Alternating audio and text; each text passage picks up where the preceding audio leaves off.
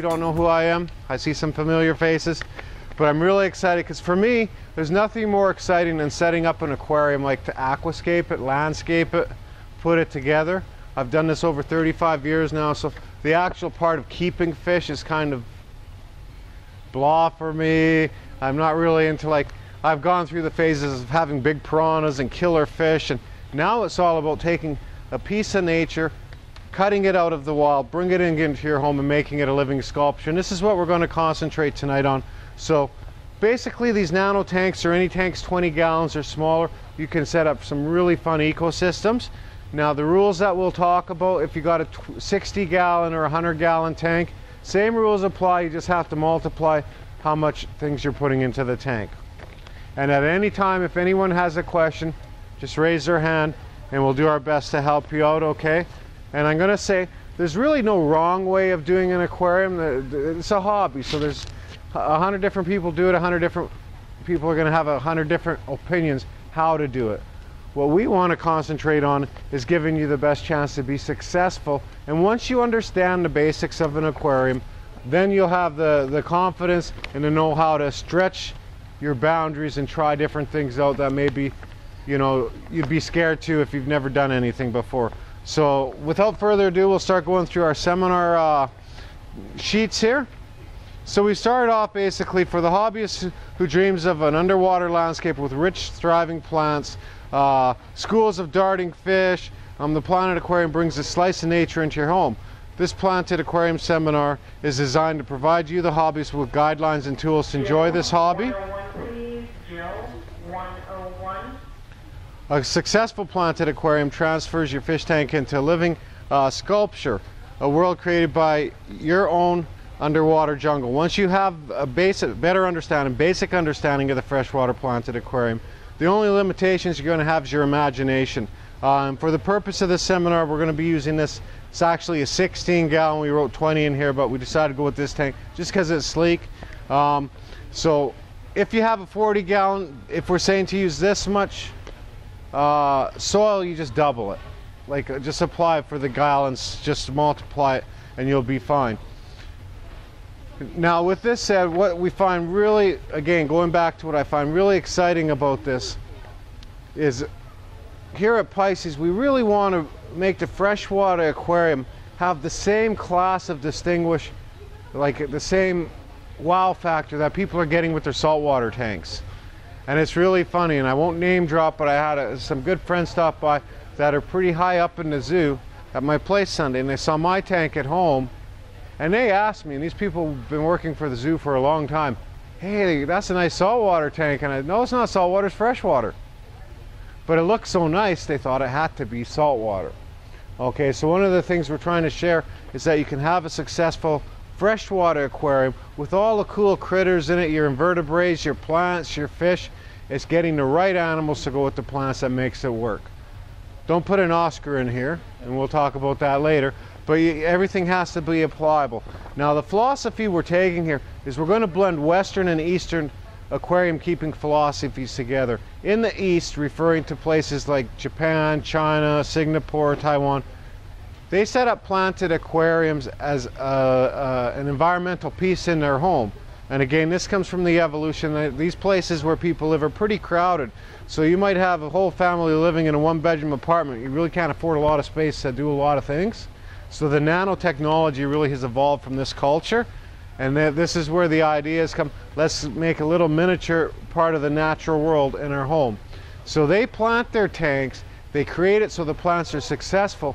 Then after the plants are put in and established, they'll add some fish to complement the plants.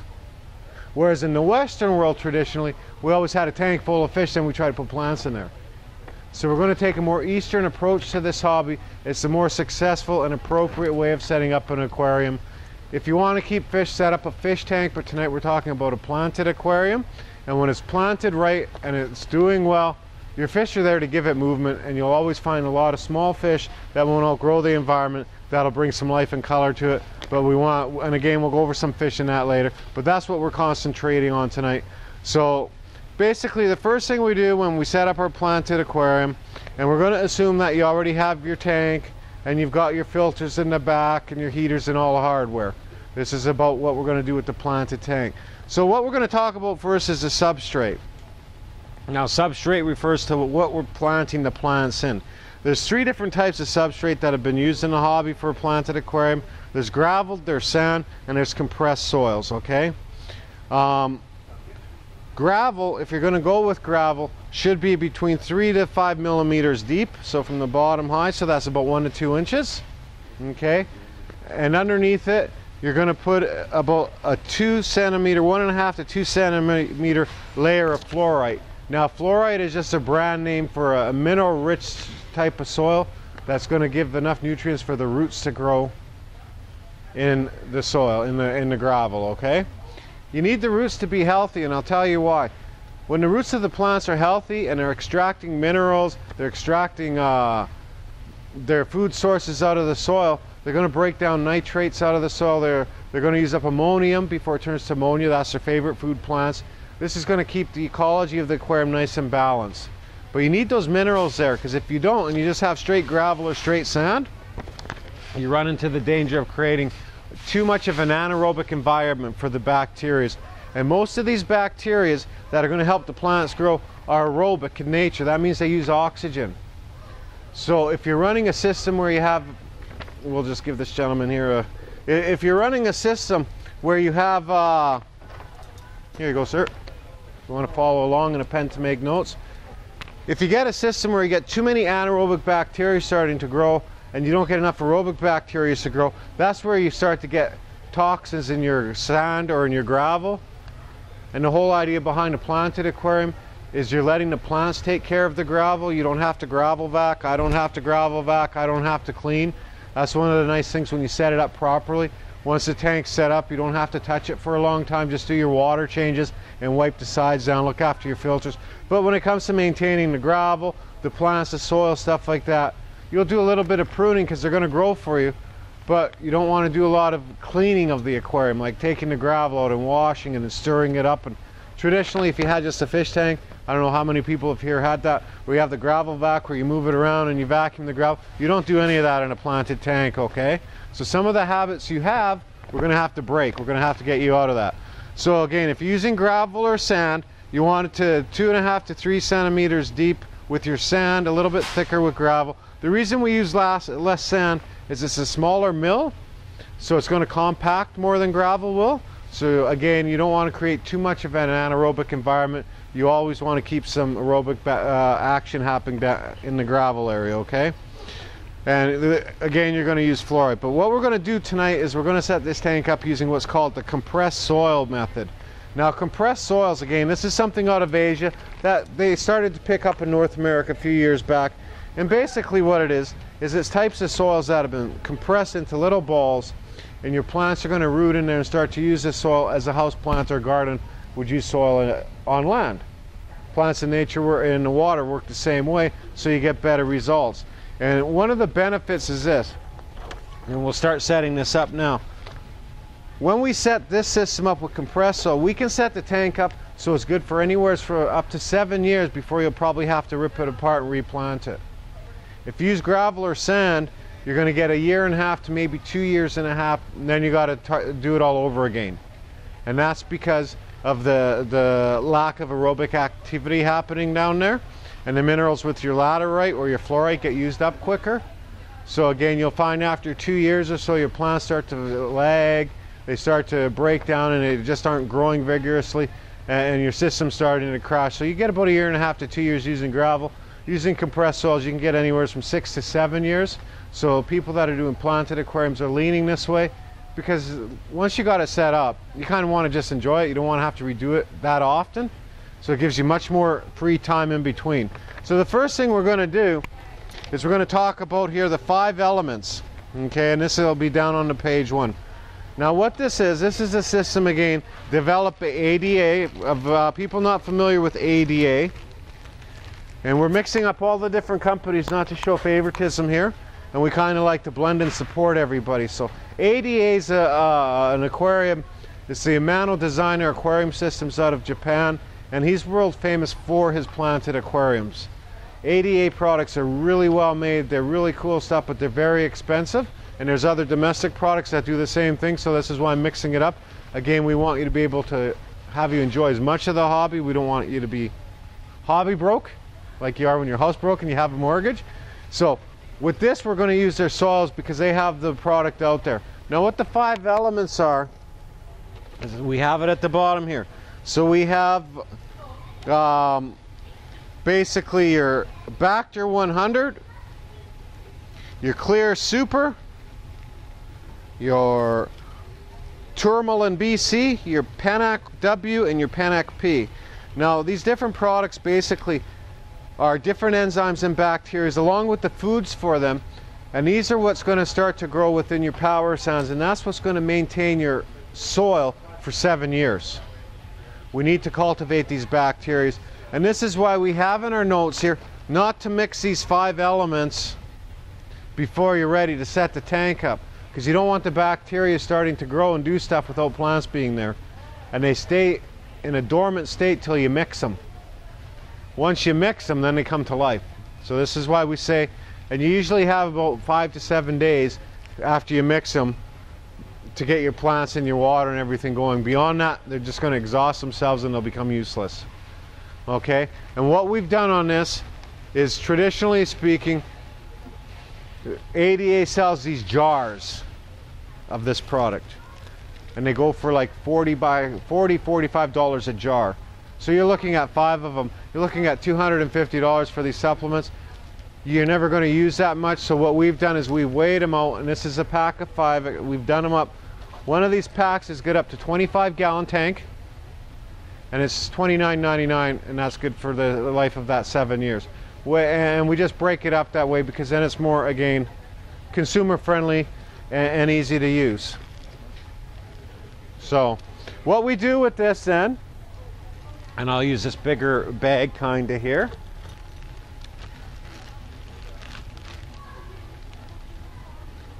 Is we mix them together, and I'll be right back, folks. Can you just get one of the fish guys to come to me right away for the seminar? I need some help with a couple. Anybody, I don't care.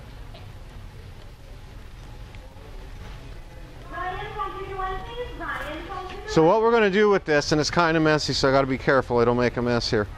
Again, these are the different things we do. I call it the shake and bake method.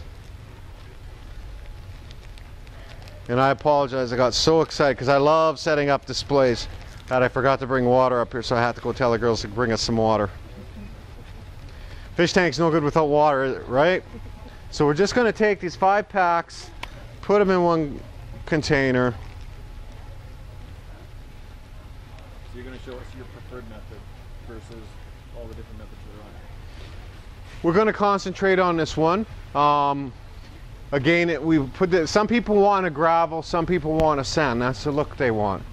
So that's where you're going to put a layer of fluoride underneath, which is just a mineralized sand. You just layer a layer of that and then put your gravel or sand on top of it. And then again, you plant the tank. We aren't looking to gravel vac or clean this. So you're building layers. If you start gravel vacuuming and clean it, it's going to make a mess and mix it all together.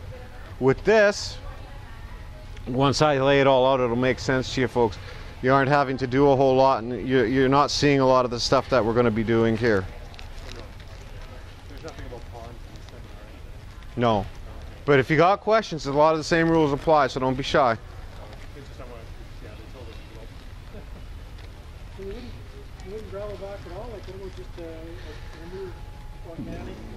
No, because what we normally recommend is we'll be talking about a cleaning crew for a planted tank, so using shrimps and different autocats, different dwarf cories, things like that to do all the work for you. These enzymes in these pouches are going to eat all the organic waste like the sludge and the gunk and the defecation, that type of stuff. It's going to keep it all clean for you. So again, I'm just blending them together because we keep them separate till they're ready to use. So Norman, do you use any of that in ponds? You can use, there's big mixtures of sludge breakdown and algae remover you would use to help maintain the quality of the aerobic environment. Step 2 and step 3 is done for ponds, but it's a different, it's the same principles apply, just a different approach.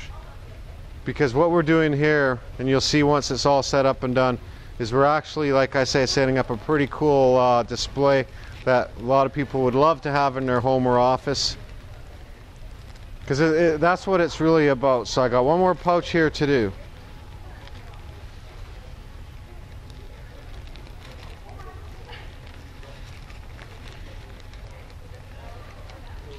Alright, so we got the pouches in the bigger bag. I'll just, as you can see here, we're just giving it a shake just to mix the different elements till it becomes almost a gray color. See how it's gone from the different colors to gray color? And then all we do is we just take this and we're just gonna lay it on the base around the aquarium like so. And I'll shoot some behind here as well.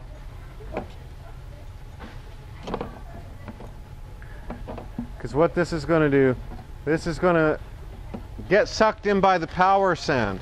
So all these little bacteria now, and this is the whole idea behind the power sand. And again, we're doing it this way because unfortunately ADA doesn't give you a clear bag, so you kind of don't know what you're getting or what you're looking at. But what the power sand is, and you don't need to use a lot of it, but you can see it's a porous type of material. And you guys can give it a feel if you like. It's kind of like a really cool porous material. Now what this is going to do is when these bacteria, when I add the water to the aquarium, this stuff's super absorbent, so it's just going to suck all those bacteria in there. And these are where the bacteria are going to live. These bacteria are going to create enzymes, and it's these enzymes that keep your soil clean. So this is why you don't really have to do a lot of maintenance or gravel cleaning. So what we'll do with this, and this is ADA's done by design this way, this is what they recommend, is you're going to put this all around the inside of the aquarium. So I'll fill up back there.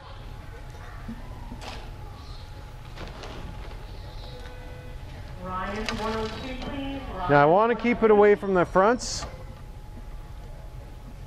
and the sides. And the reason for this is strictly for your viewing pleasure. If you can't see it, you don't know it's there, right? And that's the whole idea, is you want consistency with it.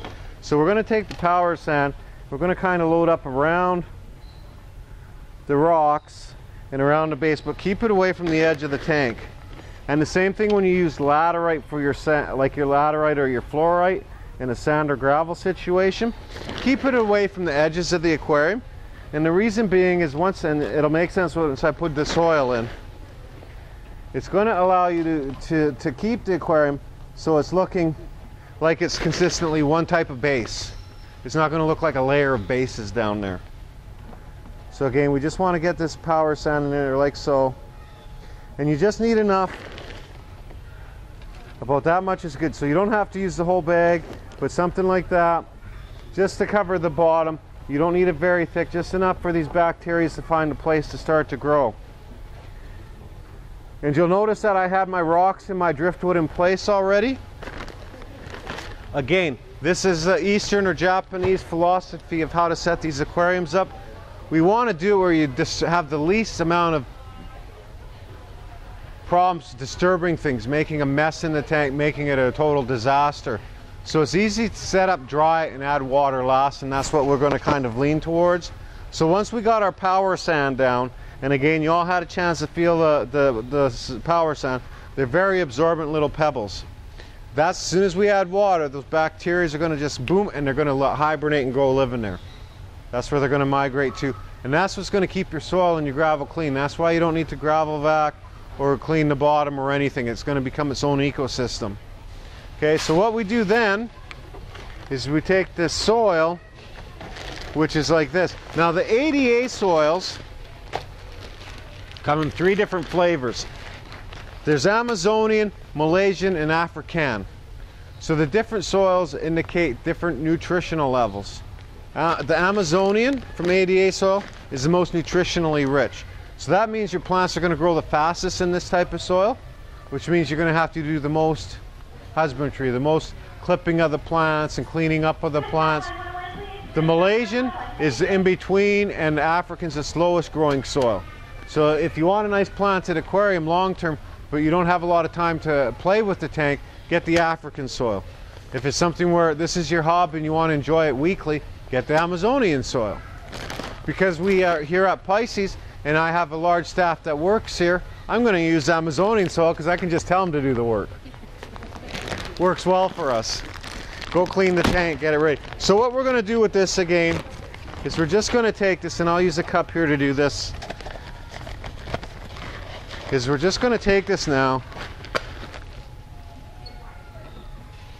and start to fill around the aquarium. So can you get a better idea now why I put, we didn't want any of that power sand against the glass, because see how it's looking the same now against the edges, and you won't know what's in there, so it looks like it's a natural soil. Now with this, it's also going to buffer the pH, so you don't have, when you use the soils, you don't have to use chemicals to bring your pH down or soften the water. It'll happen naturally with the soils. So again, it saves you a lot of stress and a lot of grief. One of the issues we face in Calgary is we have a lot of, our water is very high pH and very hard. So we have a pH of about 8.2 to 8.4 out of the tap. And we'll have an alkalinity of 250 to 300 parts per million. Which means if you're using things like equilibrium, which is to buffer your water to make it neutral or make it more acidic and softer, what a lot of people find with this is they'll put it in, and tomorrow they'll test it and it'll be back to normal, and they'll do it again and it'll be back, and it bounces up and down and it becomes very stressful on the environment. If you use the soils, it'll bring everything down naturally, and you don't need to add any powdered supplements to control the pH, okay, and hardness. So again, that's another reason why I like to use this soil. So I'm just going to continue to load this up with the soil, because when it's all said and done, get these off of there, it's going to be a pretty cool little setup. So like I say, you just want to fill in all the cracks, all the crevices, because this is all going to become the area for the plants to grow in. Do you use that stuff in the baskets, or? Oh yeah. Oh, it's like the power sand you could put in instead of like normal soil? Actually, for the ponds, we carry a product over there called BioX Max, and we sell it for filtration mostly, because again, it's going to harvest a lot of bacteria. But the other thing it does is it's used in the commercial nurseries for large grow ops as a soil for plants. Plants will root into it the same as this power sand. So you could use that in the planting basket? Yep, and it's really good for pond plants. They do very well in it. It's called BioX? Yep. So, and as you can see, we've almost used the whole bag up here for this. And I'll just put the rest down here, because we want to fill in all these spots, these cracks and crevices. And we want to make it so that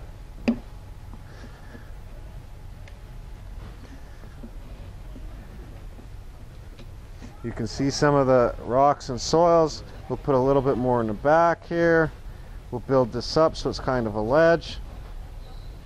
And that's the other thing too, just from a visual.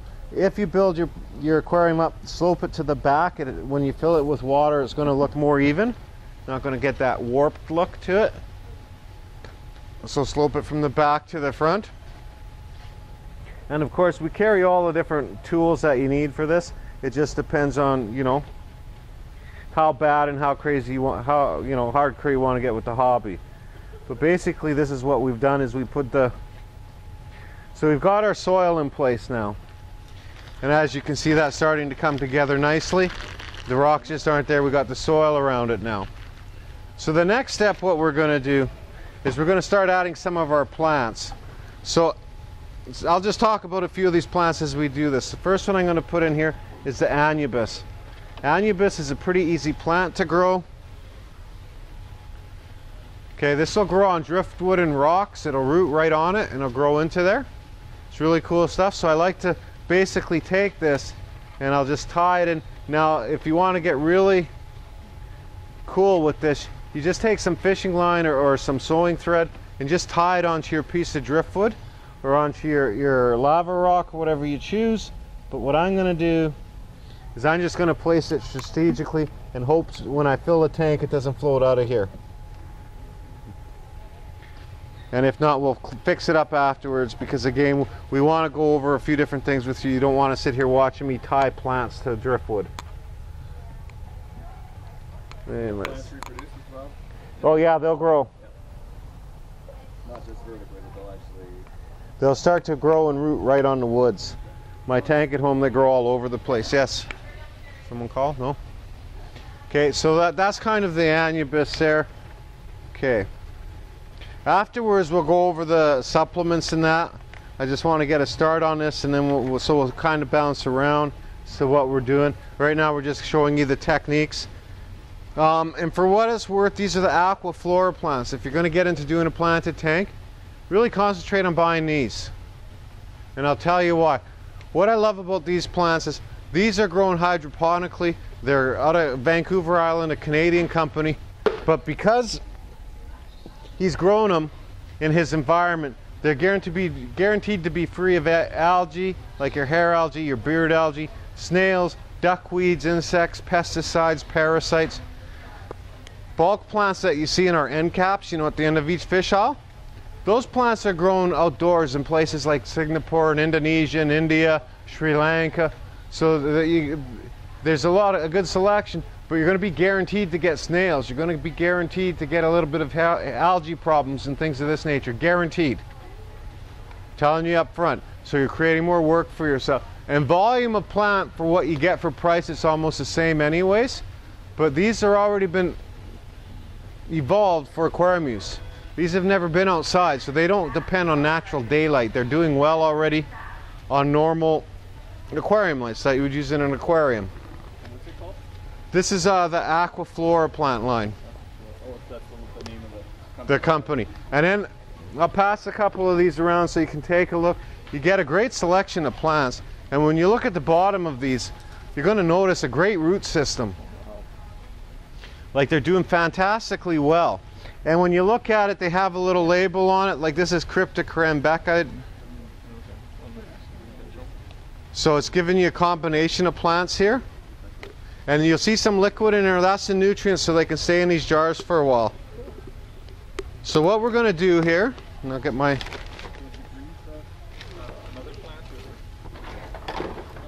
Yeah. So I'm just going to use a few different plants to landscape this aquarium.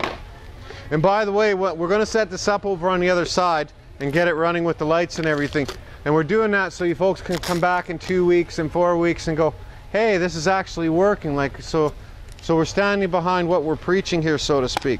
So here's our plants. And what we do with this, again, I want to do this when it's dry before I put water in. Makes it way easier. So see how this is a moss here? I can take like a scissors and cut this so I can break it up a bit. See how I just cut that with a pair of the aquatic scissors? So I can put this right in the soil like so. Okay? And we're going to do a little bit of that. So I'll put one down here.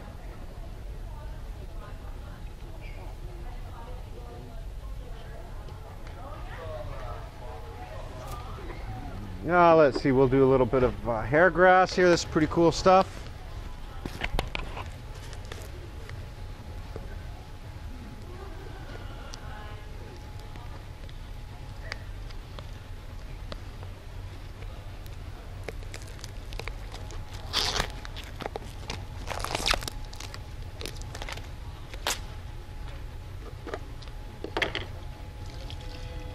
And same thing again, you can see that it has a really strong root system on it. They're nice and white and healthy. So a very good line of plants to go with, and you don't have to worry about introducing any undesirable critters into your aquarium. So again, I'm just going to take my scissors here and cut this and it's going to grow back and root together again. So maybe I want to put a little bit of this down under here so it grows up into the wood. Sample 222, please. Sam 222. Sorry? Will those stick to the driftwood and grow? These are more ground cover we're doing right now, because I want this all to grow in so you aren't going to see any soil. That's the idea. It's just going to be plants on the bottom. And then when you put your little miniature shrimps, like your algae eating shrimps, your mano shrimps, we've got a great line on different shrimps. So right now we have blue shrimp in, bumblebee shrimp, mandarin shrimp, cherry shrimps, crystal shrimps. So there's all sorts of cool little shrimps you can get that you can load the tank up with. And that's a lot of fun. And they're going to maintain all these plants and keep them nice and healthy. So again, I'm just going to take, now you can cut these into smaller sections and over time let it grow. But because I'm getting to do this class for Pisces, I don't have to worry about my budget on the plants tonight, which is always a nice thing. But again, here when we look at this batch, see how nice those are rooted? And we got a mixture of plants in there. So again, I'm just going to take this and cut this.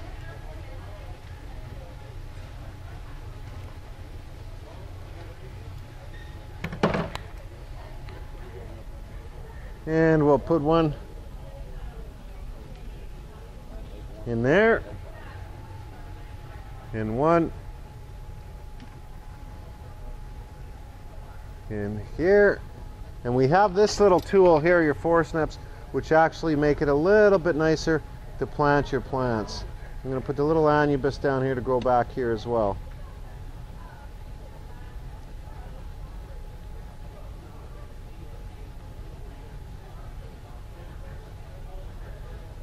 How long would it take with what you're going to set up for the ground cover to cover? This should all fill in probably within 12 weeks. That's providing we do everything that we're displaying tonight, right? Now let's see, I got that there, that there. I should put this here should fill in.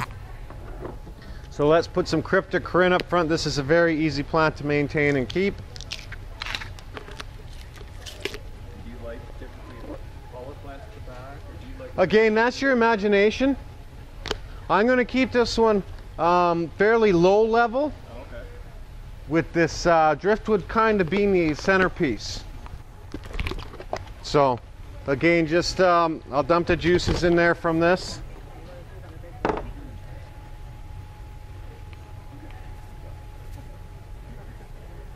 And I'll put this one down front here. So Norm, you keep talking about shrimp and such. What about snails? Yeah, you can put in like certain snails. You don't want to get gravel snails. They'll overtake your tank. Like the big ones. Yeah, like you can put in a mystery snail or Well, I've got a couple of trapped zebras. or I've got a couple zebra of snails are fine. Yep. Okay, so I'm not going to add any more plants because I've already... See, I'm having fun, but I still have to answer to the owners at the end of the day, so... Is that about $200 worth of plants? Yeah. Is it really? Well, these are $14.99 each, so I did 1, 2, 3, 4. So really not $60, not that bad. We got a lot of nice healthy plants there for that. Okay, so what are we going to do next? We're going to use now what's called the powder. Because we don't want the compressed soil breaking down, right? So what we're doing with the powder now, that we got the plants in place, again, we'll just take our cup. This is aqua soil? Yep. And I'll just take this now and I'll kind of just sprinkle it over the plants and then let it. And the reason I'm doing that is because it's going to give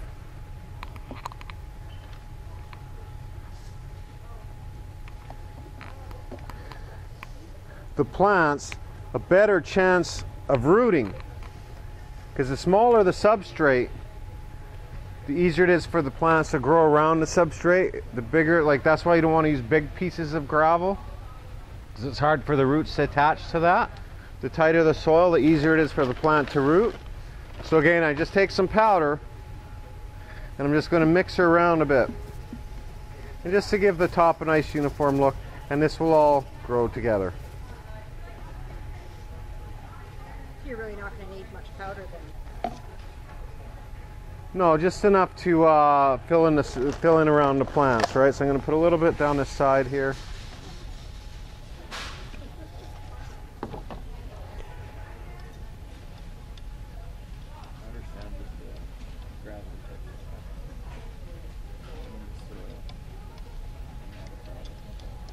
Okay, so I put the powder on top. The plants are in place.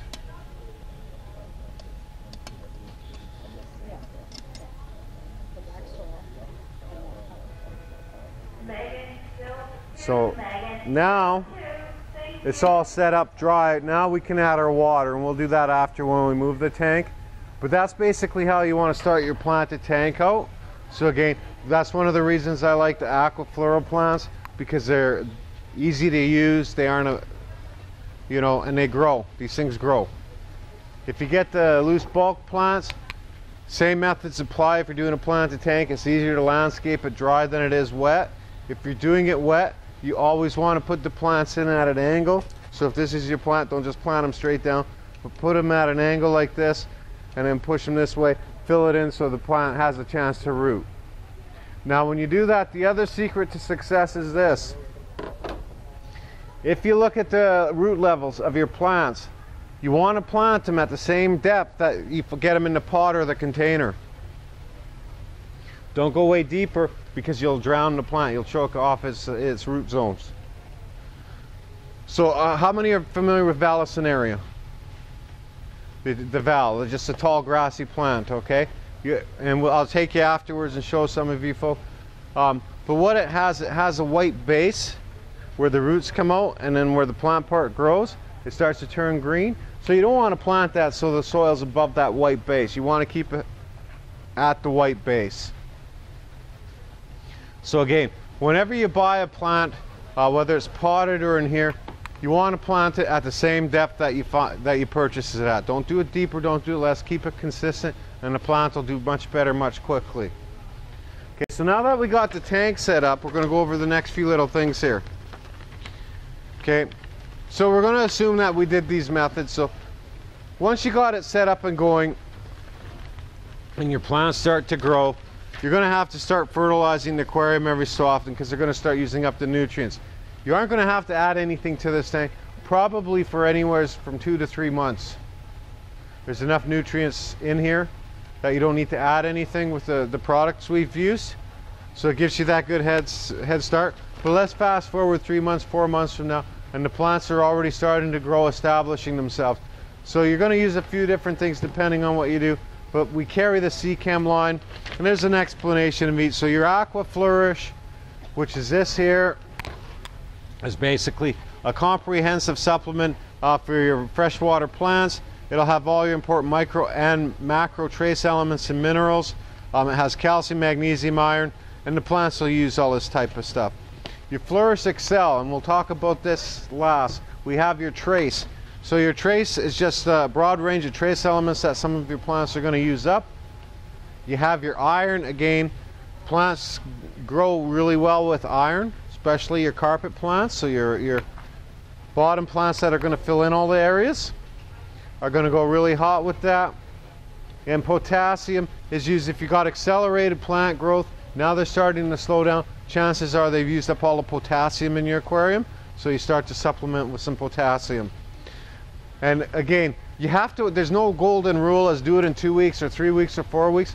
Every tank's different depending on the growth rate of the plants. So just watch your plants. If you see them growing, and all of a sudden they stop, it's telling you something's starting to miss. And a dead giveaway is this, and it's one of my favorite things that I love about my tank at home.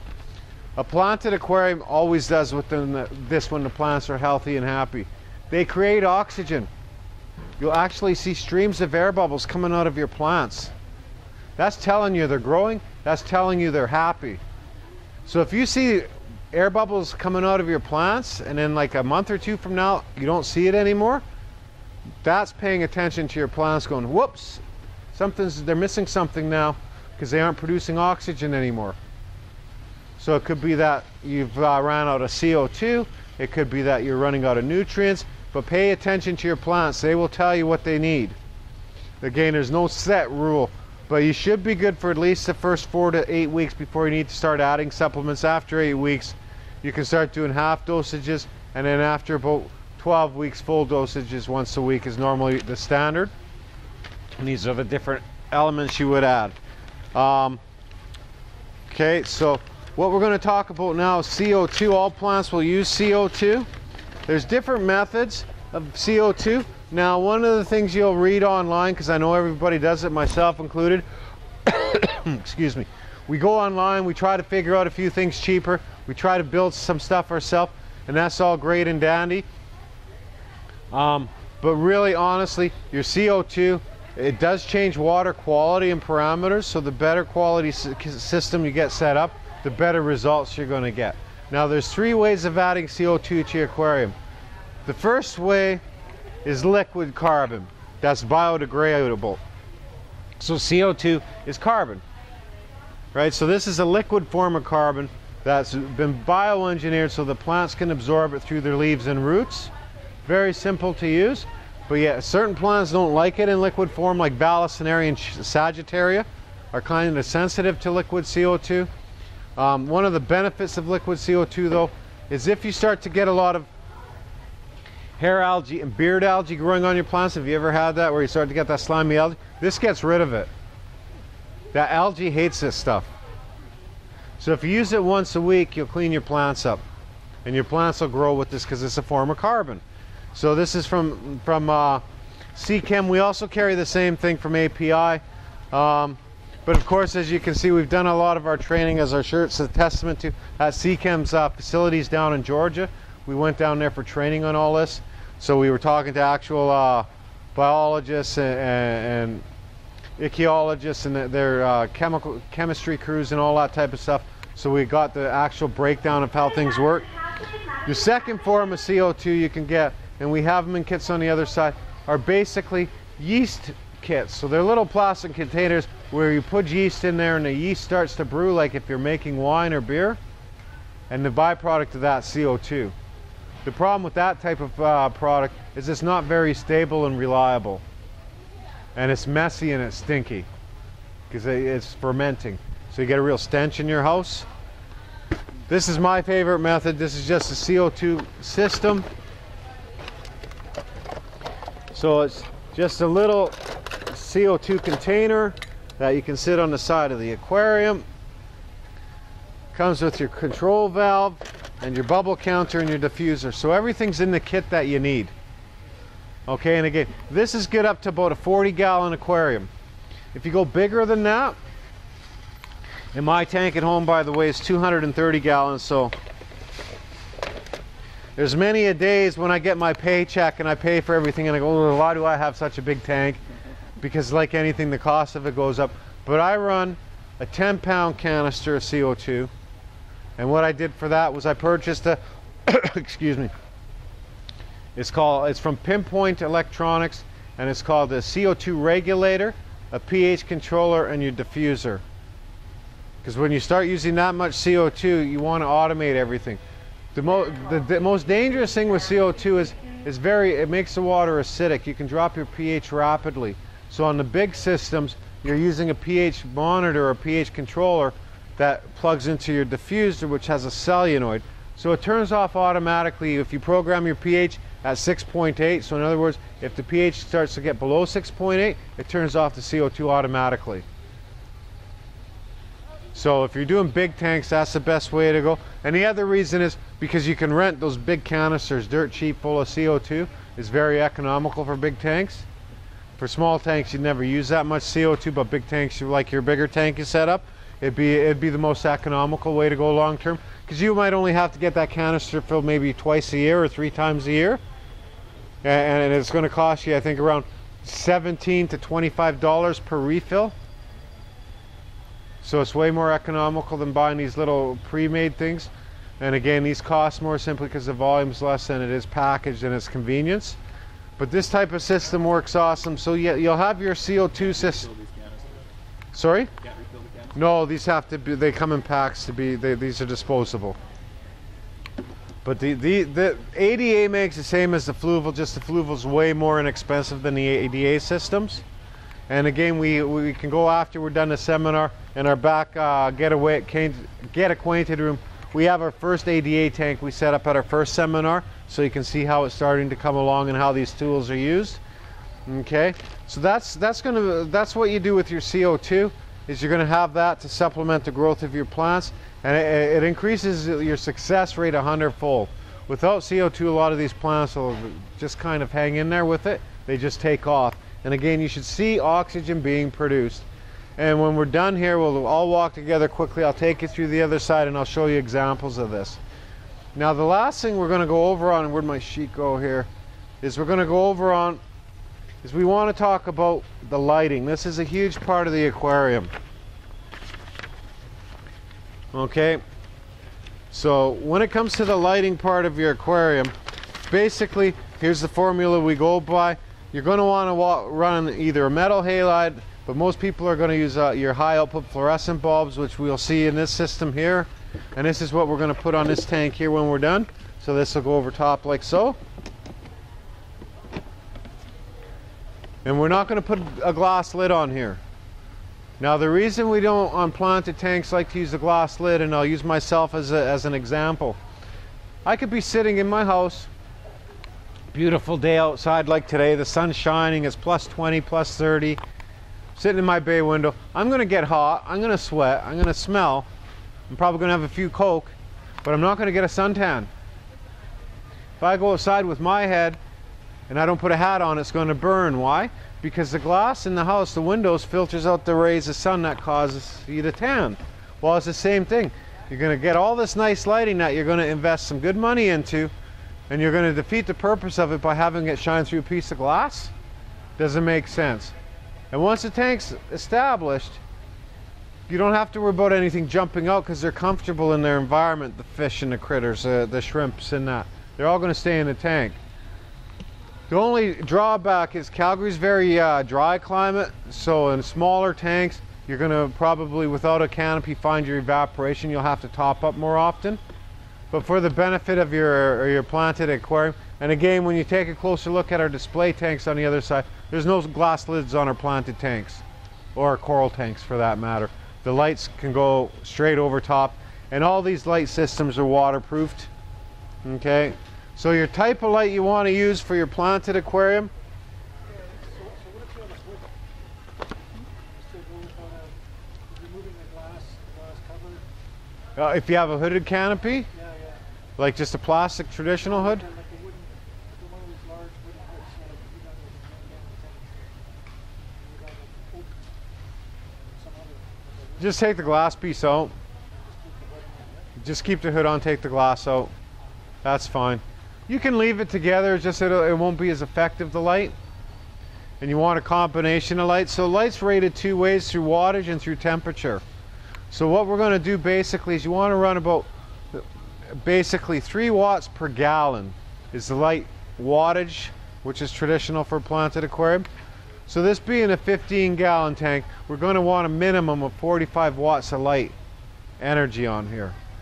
So what we're going to do in this case is we're going to use a double light on here, because these bulbs are 24 watts, so the two of them will give me 48 watts. So I got my requirements I need for this size tank. Now I'm using 2 different temperatures of light. Plants really love a Kelvin. That's how they measure the light energy. Is what's referred to as kelvins. 6,700 kelvins is what the rating is for your live plants to really thrive. The thing I don't personally like about 67 kelvins is the more yellowish bulb, so it'll make the water kind of look yellow, and it'll kind of flush the colors out of the fish. So in other words, your fish, if you want a tank and you want, and this is what we're going to do with this tank so everybody can see what we're going to, when it's all set up, come back in a week or two and you'll get to see what it's like, because we've got to do it in a few stages, but it's going to be amazing. I'm going to load this tank up basically so it's like wow. So it's very colorful. So you're going to see a school of cardinal tetras in here, maybe a school of rummy nose, the shrimp, and a couple of small catfish, and that's it. But I want it so when you see it, you're just going to see all this real bright blue and red. Very impressive. But for those colors to show up, if I just use 6,700 kelvins, those fish aren't going to be really dazzling. They aren't going to have that wow factor. So I'm going to balance the light off with 10,000 kelvins. The higher the Kelvin goes, the more blue the light becomes. So what this does, it's going to make the water going from yellow to clear, from the fish's colors being washed out to being very reflective and bright. And again, we're adding enough light energy, balancing these two, that the plants are just going to explode with that. Okay, so most tanks, again, you want a minimum of 3 watts per gallon, and you're going to want to run 6,700 kelvins with a 10,000 or 14,000 K bulb together. Or if you're going to go metal halide, a 10,000 K bulb or a 6,700 K bulb will be bright enough to grow your plants. So your lights are very, very important, and these bulbs should be changed every 6 to 8 months after that. Even though they light up, they lose their spectrum of light and your plants will suffer accordingly. Sorry? LEDs. Now we carry LEDs. We've got them from Innovative Marine, same outfit that this tank's from, and we carry them in all the different Kelvins. So this is a 2-foot light, like this is 24 inch. They make a 24 inch strip light that would be perfect for your plants. And like I got a 90 gallon at home. On a 90 gallon you would have to run 2 tablets. So one of the problems that I encountered, I had a 265 watt compressor. Fluorescent, it was a good lighting system. But when it was summer, and with this wooden hood and everything else, It overheat. It overheats the tank. And what they were selling me on with the LEDs, you don't get the heat. No, because the LED tablets have the fans built into it, so there's 0 temperature.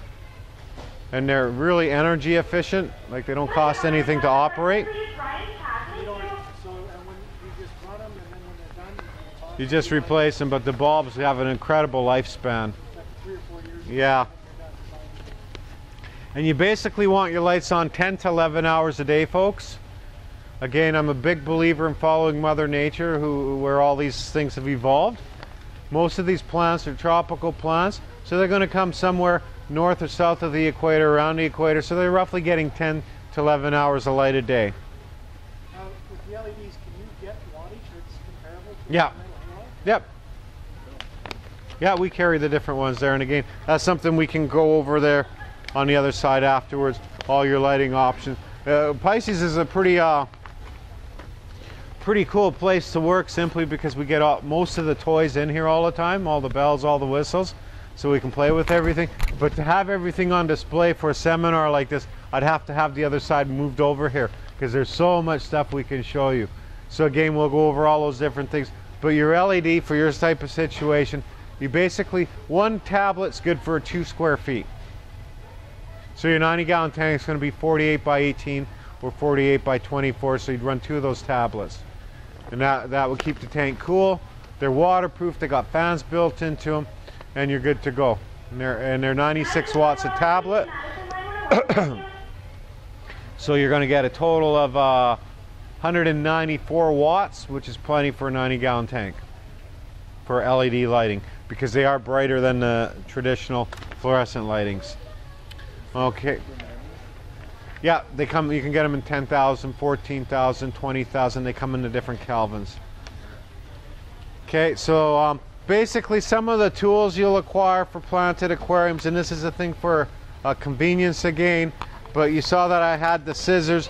So there's Pro Scissor springs, there's Pro Scissors angles. So we carry all different types of scissors that allow you to maneuver through your landscaping to clip the product. They're not just all straight scissors. Some of them have an angle. So instead of being like this, they'll come in the bottom blade, will go out at an angle, so I can get down there and clip on an angle. So again, it depends how crazy you want to get. Remember the beginning of our seminar, we talked about where most of this technology has come from. It's out of Asia, out of Japan. Well, this is where gardening and plants are serious business. These people are serious about, they want to do it right, they want to do it so you're like wowed. So that means they do the bonsai trees. That means, for example, I watched a special on Discovery a few months back, and it was on orchids in Japan, and they actually had an orchid show and filled the Tokyo Dome. It sold out. 80,000 people sitting, miles away to look at an orchid this big. that was pruned and nurtured for 2 or 3 years. So they take this stuff serious. So we have all the different tools for the hobbyists that want to get that in depth with it. Okay, so some of the tools are your different types of pro scissors, your springs, your angles, your trimming scissors. There's a bottom release tool from ADA. What that is, and I'm sold out of them right now, but I'll have some more in. It's a long tube that you can load up with fertilizer, and you stick it down, and this is, I'm talking, a year or 2 or 3 years down the road, and you don't want to rip everything apart. You just put it in the gravel and you push it in, and it'll shoot the nutrients back into the soil without disrupting the soil. So that's what's referred to as your bottom release tool. And then they sell a sand flattener, which allows you to make your bottom all nice and smooth, not so rough as this. But like I say, we're going to have all this grow in with the plants, and it'll all be covered sooner than later. So once all this takes off and grows, it's going to fill in quite nicely. Okay, so for our tank here, we're going to want to add a cleaning crew. Now with this cleaning crew, why it's important is it's going to keep your plants clean and healthy. Plants have leaves, so what happens to a lot of plants is you're trying to set up an environment that's nutritionally rich for your plants. Well, guess what, folks? Algae is a single-celled plant. It's a plant. So when you have all this stuff in there for these plants to grow, you're creating an environment that's also nutritionally rich for your algae. Because they're single-celled, it grows first. Now as the tank matures and these plants take over, they will outcompete the algae. So as the tank matures, there'll be less algae work to clean and less algae to take care of. But in the beginning, it's kind of the reverse, so get used to some algae showing up. So what these algae, we're going to recommend for a 20-gallon tank, 20 algae-eating shrimp. All these shrimp do is keep the plants clean and keep the bottom of the soil clean. That's 24/7. They're constantly cleaning everything. And like I said, we've got a whole range of like 7 or 8 different types of algae-eating shrimps. So you can mix up the colors, the species, get a nice little collection going of your algae-eating shrimp.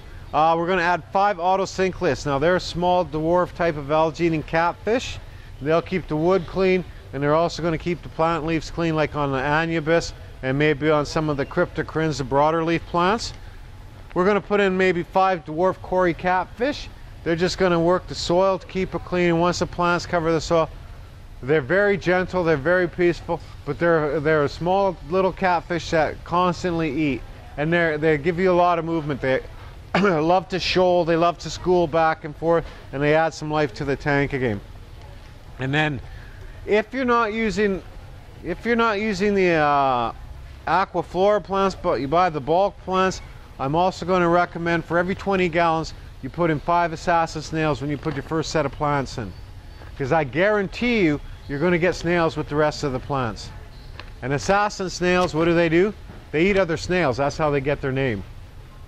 And I've always said, if I won like the $50 million Lotto Max, I would go out, first thing I would do, and I would hire James Earl Jones, and he would narrate a documentary I would do on how the assassin snail tracks down the gravel snail and eats it. Because you would need his voice to make a hunt and chase scene that slow with 2 snails moving to be exciting. But wouldn't that be a great video to do with James Earl Jones? I think that'd be a lot of fun. So you want to add 5 assassin snails, okay? And I gave you a list of plants at the bottom, and this is just a guideline, just for some people starting out, you know, because sometimes if you aren't sure what you're looking at, and if by chance you buy the hardest plant to grow, and it's your first plant, and it doesn't grow for you, you're going to go, oh my God, I suck, I can't grow a plant. After the course and all the money I spent, I can't grow a plant. Well, we don't want you to start with the hardest thing first. We want you to try some of the easier things, and once you get those going, graduate upwards. So we give you a list of plants. Your easy grow to plants again are your anubis. Those ones you can tie onto any driftwood or rock. They'll start to root and grow on there. Your cryptocorinnes, your java ferns again, and your mosses will grow right onto woods, so you can make a nice effect. And your hygrophilias. And your hygrophilias are a stem plant, okay? Medium to difficult plants are your echinodoros. Now your echinodoros are mostly your Amazon swords. Now your Amazon sword plants, a couple of things about them. Number one, when they're happy and healthy, they produce lots of oxygen, You'll see oxygen coming out of these, but you're also going to see them grow runners. So they'll shoot this long stem, and at the end of the long stem, you're going to have like a little bud that looks like flowers. Now, if you take that stem and you bend it down and put it back into the soil, it'll turn into another Amazon sword. If you let it float up top, it's going to turn into flower. It won't become another Amazon sword. Okay? And on your echinodores for success, if you notice a leaf starts to become weak where it loses its color or it starts to become see-through or whatever, just clip it with your scissors. This is part of pruning. At the base of the plant, give it a snip, take that dead leaf off or that dying leaf off, and you're not going to exhaust that plant's energy, and new leaves will grow right away.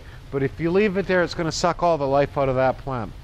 Vallisneria, hornwort, elodia, and most bulb plants are medium to easy keeping. Your hornwort and elodia are used for ponds, just so you know, as an oxygenator. These plants don't have roots, they just grow loosey-goosey. They filter the water.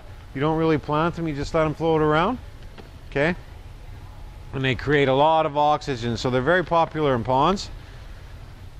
Most bulb plants, so your eponogenums, your coriniums, sometimes they're called water onions. They look like underwater onion bulbs. The ones that they float on top, right? Well, no, they bulb. The bulb you plant in the soil, and it'll look like an onion, or like out of your garden. Those are your coriniums. There's some nice coriniums with wrinkled leaves or straight leaves. They're a bulb plant. There's also your lotus, which are very popular. They're like a lily for the aquarium. They're like a pond lily that gets huge, but they have the little bulb at the bottom, and they look like little miniature lilies up top, lily pads. These are all bulb plants. Now, bulb plants are seasonal, so for most of them, like your Madagascar lace, your eponogenums, things like this, they go through growth cycles, so they're going to grow really crazy for a while. They get big, then they start to die back. When they die back, you want to take them out, put them in a damp area, let them dry for a bit, and then in a dark place, and then a month later replant them, and they'll come back again. What you're doing is you're simulating natural conditions where they go through a rainy and dry season. So if you leave them in there year round, you're going to find that they have a shorter lifespan. You want to give them those cycles. And that's why we say it's a medium difficulty plant to grow, because they grow quite easily, but you need to understand that growth cycle. Now, your harder to grow plants would consist of your Rhotelia, your Kabamba, your Liliopsis, your Sagittaria, Glosstima, and Ultratheneria. These are just different types of stem plants. Again, we have them in the back, and different, so again, you don't want to start with those plants, and these plants tend to be a little messy in the aquarium. They fall apart pretty easy, so they plug up your filters and stuff. And one of the things too to keep in mind, folks, some of your plants like your Kabamba and your Elodia and your hornwort, they're cold water plants, so they don't like really warm water. So again, if you're imagining that you're going to have a beautiful planted aquarium and you want to fill it with discus or with rams, you know those fish like really warm water, you need to buy the plants accordingly. Don't buy a cold water plant to put in with your discus or your rams, because you're just not going to you're not going to succeed at that type of setup. Okay, so that's more or less how you want to do a planted aquarium. Any questions, any curiosities? Like if you're going to do something similar to this, but retrofitting a current tank while it's still live. Well, again, the easiest way to do it is just rip it down and set it back up. Yeah, because a lot of it's really hard to get those enzymes in the bottom of your soil while it's wet. It'll float all over your tank and make a mess. Because I put the bacteria down first. We put the bacteria down first, then we put the power sand over top of it. When we add the water, that bacteria is already starting to activate because I mixed it together. It's gonna infiltrate and be absorbed by the power sand, and that's where it's going to live. And then the soil's over top. So again, there's a reason to this procedure, and it's so we don't have a mess on our hands and we don't have a disaster. But trust me, for the half a day work it'll take you to drain your tank, save the water, of course. You don't have to clean all your gravel and everything, but just to do it in the right steps. is going to save you so much grief and time down the road. It's definitely worth investing in doing it right. You don't want to wipe out all your beneficial bacteria that have established in your aquarium. So don't clean your filters, don't clean your gravel, save as much water as you can, but drain it out and start building it from the bottom up again. Because when you do it right the first time, it might take a little bit more work, you might need a little bit more patience on your hand, but when it's all said and done, the majority of hobbyists out there, when they do it right the first time, they get to enjoy their aquarium more than they get to be annoyed by their aquarium. And that's huge, because we have two types of customers at Pisces, in all honesty, for the most part. We have hobbyists that try to do everything right off the get-go, even if they have to budget out and do it over time, and they're successful.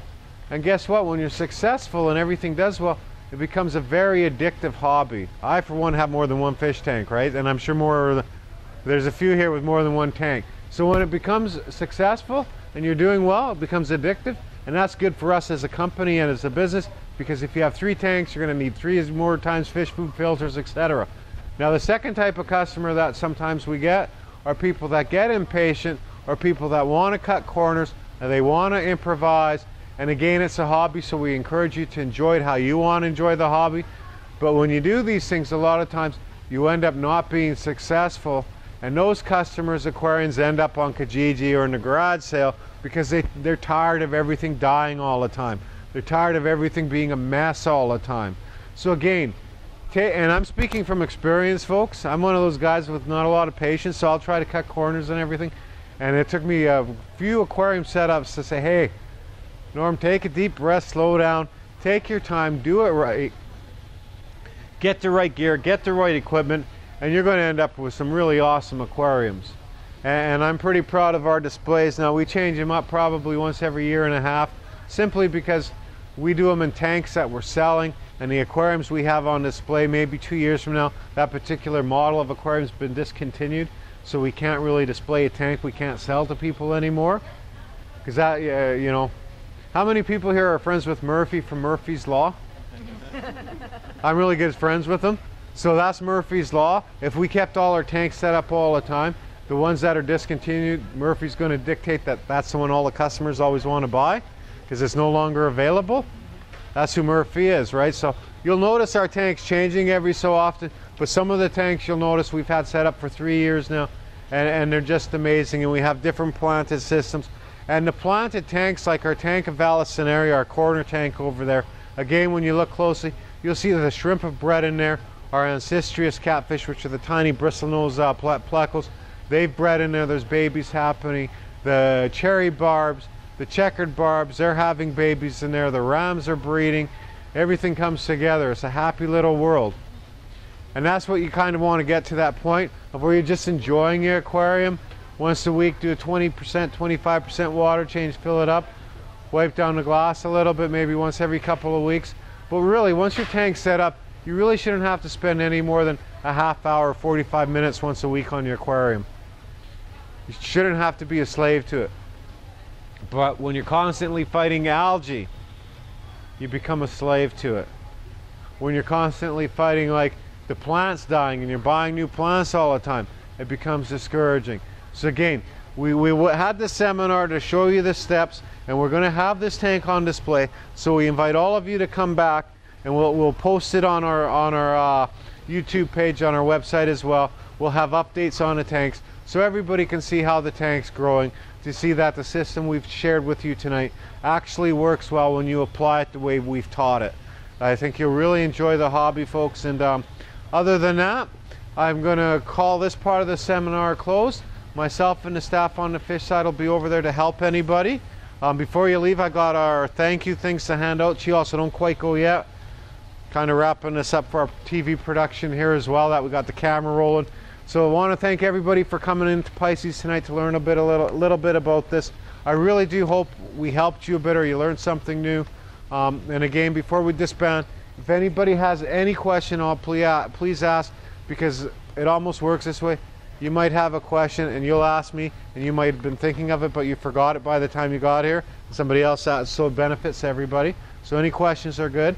And other than that, like I say, on something like this or a planted tank, you want to stick with your small, stick with your Daniels, your Rasboras, your Tetras, your small barbs. Not like tinfoil barbs or big barbs, but like your Tiger barbs, cherry barbs, checkered barbs, gold barbs, hyphen barbs.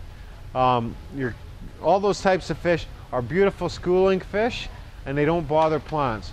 Dwarf cichlids like Apistogrammas and rams do awesome in planted aquariums, but don't put in a green terror, a red devil, or a big Mabuna cichlid from Lake Malawi that's going to dig everything up and kill all the plants.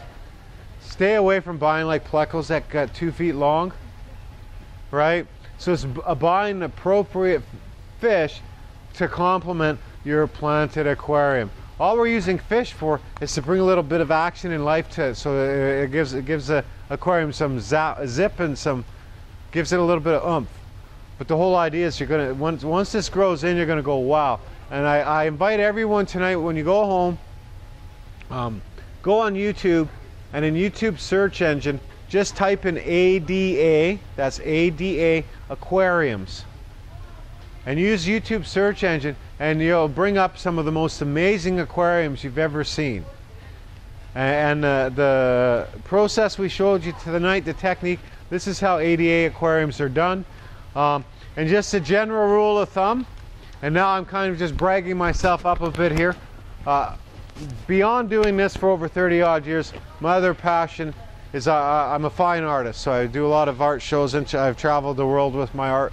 So we apply the same rules in our display tanks as we do in the art world. When you do a painting or you do a sculpture, you don't want everything to be bam right in the center. That's a no-no. That's a big no-no in the art world. So in other words, the general rule of thumb is 2/3, 2/3. So you notice I have the centerpiece here. It's roughly, it's not right against the end, but about 2/3 and 2/3. That's where I made the centerpiece. I didn't stick that right in the middle.